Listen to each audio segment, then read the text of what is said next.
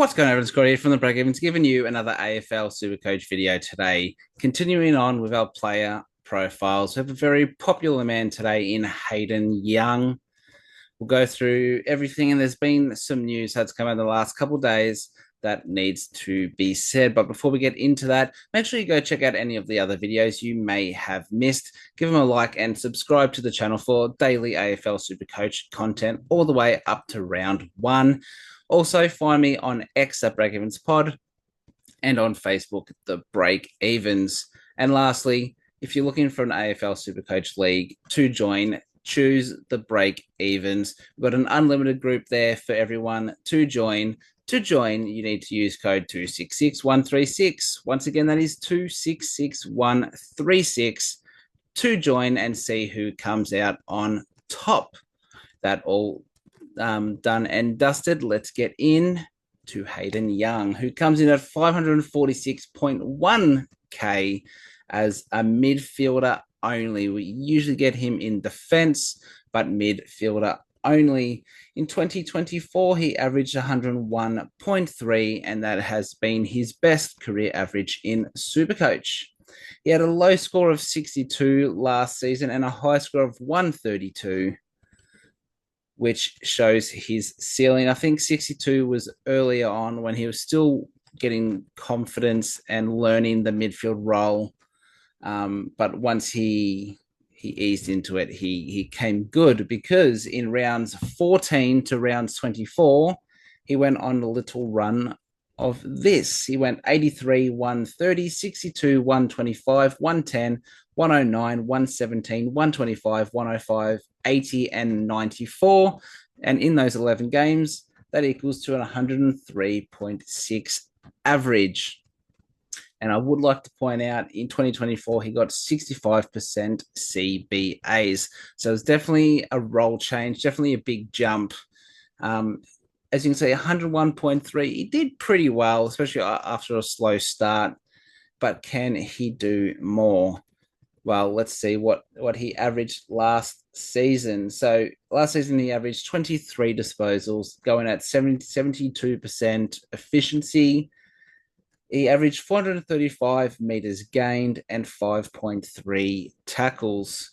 Can he top those? The disposal efficiency, I checked, it's been pretty consistent throughout his career. And as a pure midfielder, or a high CBA midfielder, that's not too bad at all. 435 meters gain is just absolutely elite, and 5.3 tackles is huge as well. So really, can he get more disposals? I don't see him being like a 30 disposal averaging guy. I definitely can see him, 25 to 28. So there is room for a jump.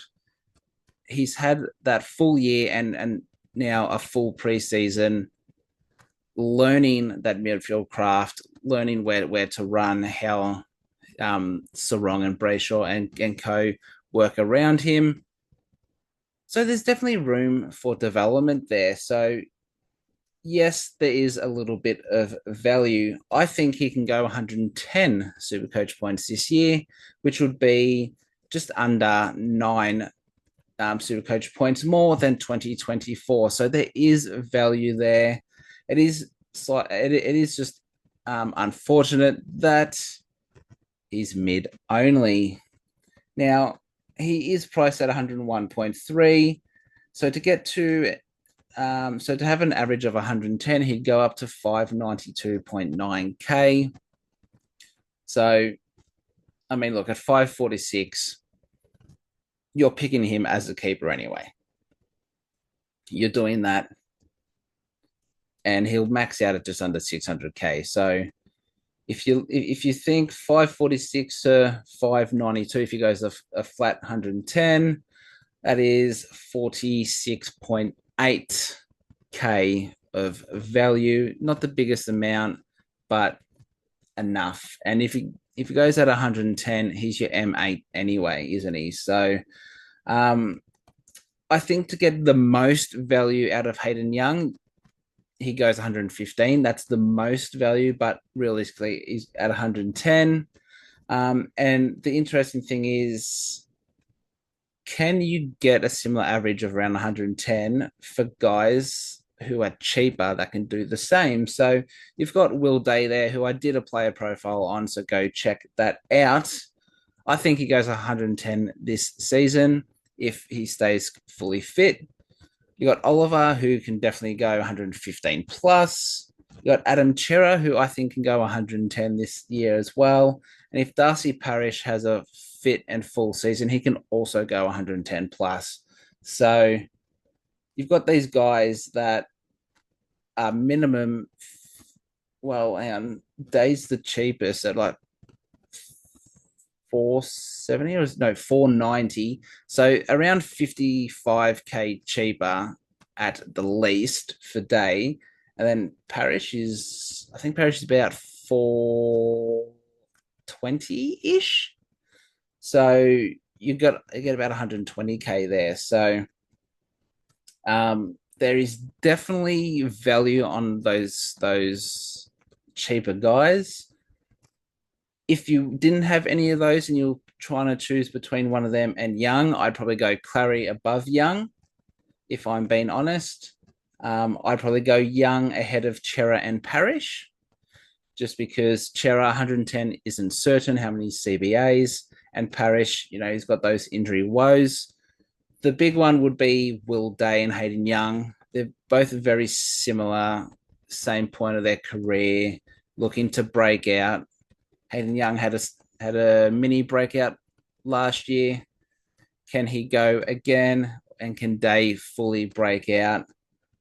I think my rankings out of those five, I would probably go Clayton Oliver number one.